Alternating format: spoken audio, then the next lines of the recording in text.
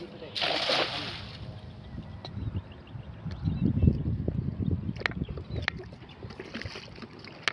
ko kung nila ni Remy na hindi na ako nagsinigan.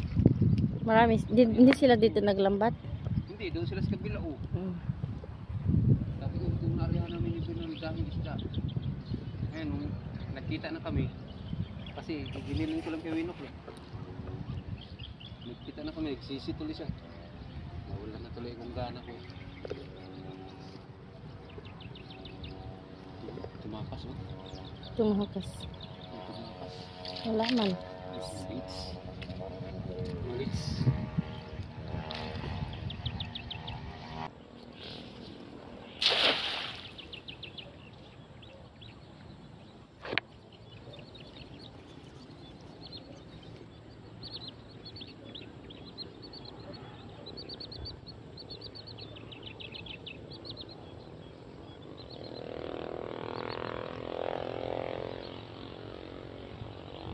Ang daming hipon.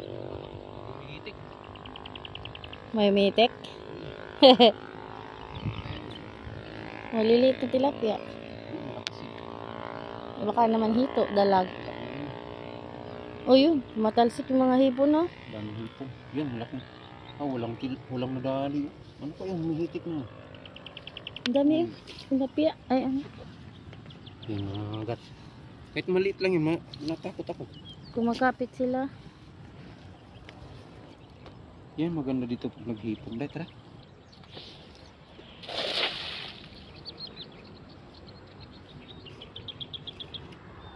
Ay, wala man madaanan dyan. Yung ano pala o. Ingat ko dyan. Hindi ito daan. Hindi, dati kasi nakakain itong ganyan. Nag-area. Pag nagagis ako, pwede ko nagagis ako.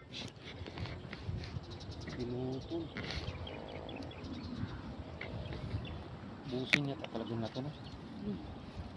Busin mo kayo. Dahil kung nahipit niya mo, pubutas mo. Mahipon. Nahipon oh.